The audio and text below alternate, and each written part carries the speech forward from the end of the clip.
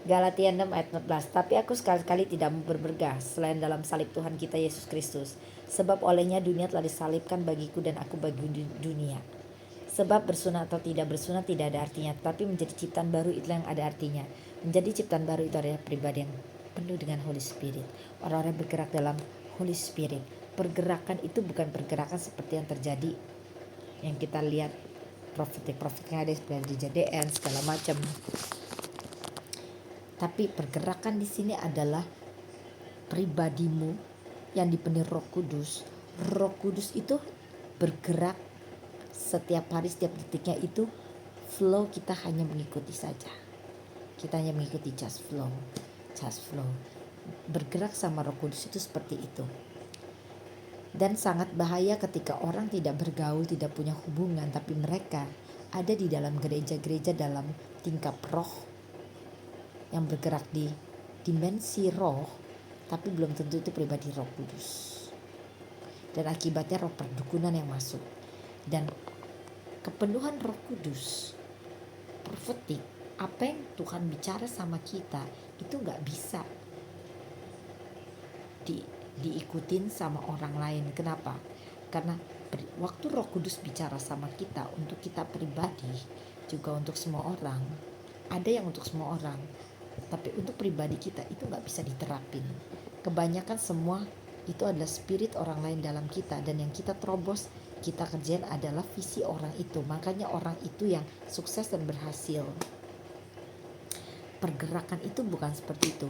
Pergerakan itu hanya mengalir mengikuti kepenuhan Roh Kudus dalam kita. Itu yang benar dan tidak menyesatkan, dan gak mungkin kedompleng oleh spirit apapun, dan tidak mungkin masuk salah dimensi atau dimensi perdukunan. Kenapa orang bisa masuk salah dimensi perdukunan? Karena dalam mereka bukan Roh Kudus.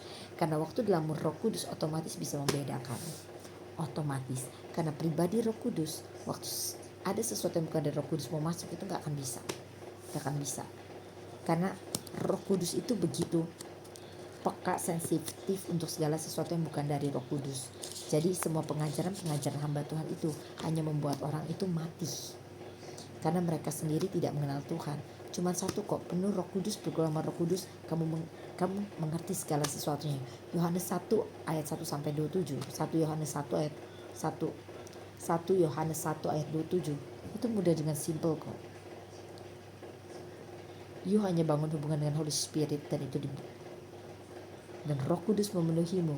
Dengan sendirian kau akan tahu segala sesuatu yang Tuhan nyatakan pada kamu dan apa yang akan kamu lakukan. Semudah itu dan sesimpel itu. Tapi justru waktu kita mengikuti pengajaran hamba-hamba Tuhan, itu justru bikin kita tuh kerok dan hancur. Karena pengenalan mereka itu belum tentu sesuai dengan kepenuhan yang Roh Kudus dalam kita.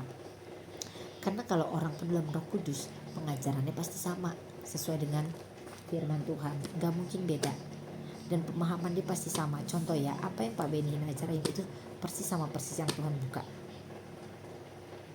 Kepenuhan Holy Spirit itu beda. Apa yang Kathryn Kuhlman ajarin itu sebelum tahu tentang Benny Hinn, sebelum tahu tentang pribadi Kathryn Kuhlman, sebelum tahu tentang Morris Cerullo segala macam, itu semuanya Tuhan ajarin ke I.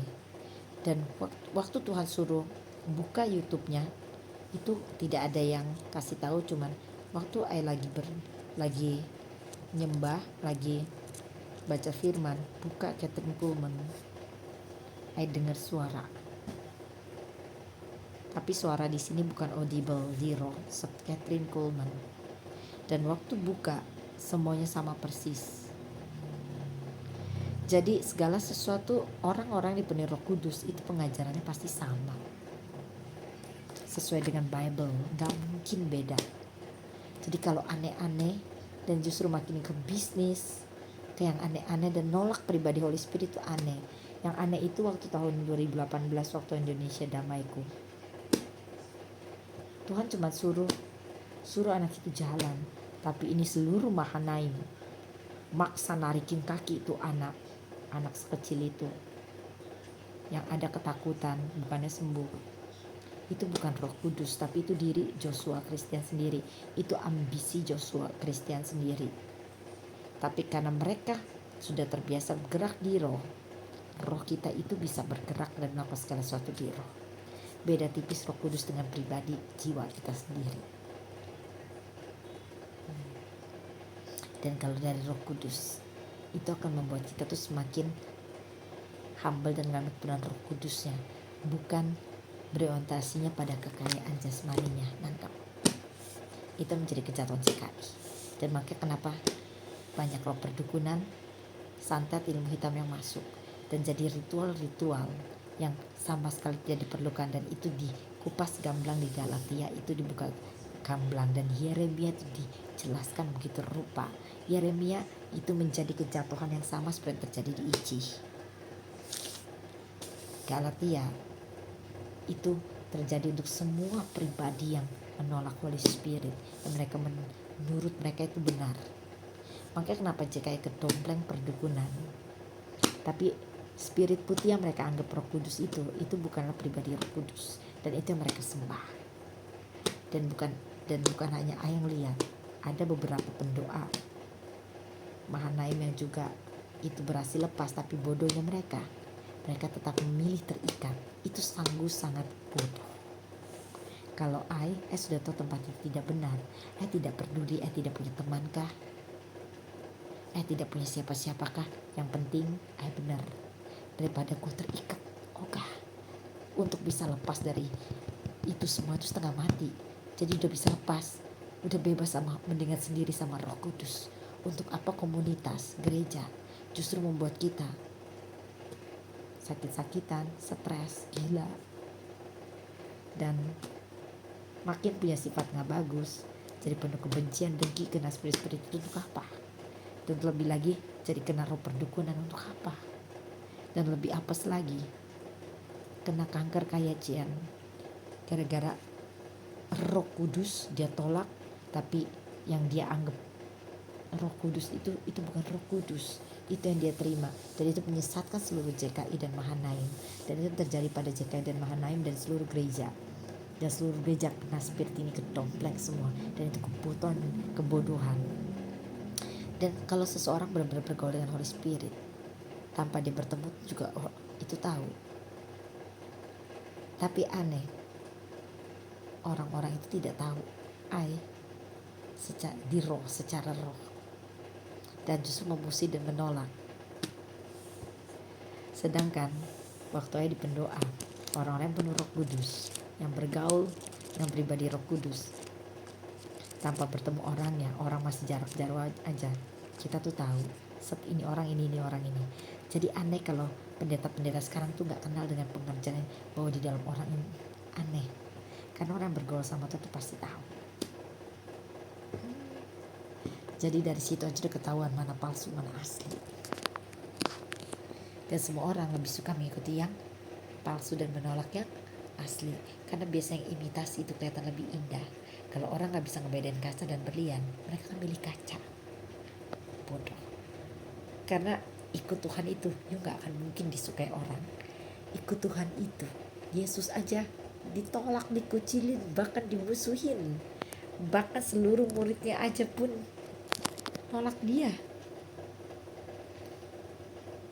Semua muridnya pun ninggalin dia, ketakutan ngibrit.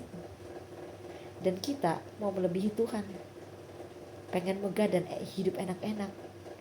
Kayak Pak George, takut miskin, takut hidup susah. Jangan jadi nabi dan rasul Tuhan, karena Tuhan sendiri pun sengsara dan menderita. Jadi kalau cuma mau enak-enak doang, takut miskin, di dalam Tuhan tuh gak pernah ada kemiskinan. Memang segala sesuatu bergantung dengan Roh Kudus, tapi yakinlah dia itu sudah menyediakan.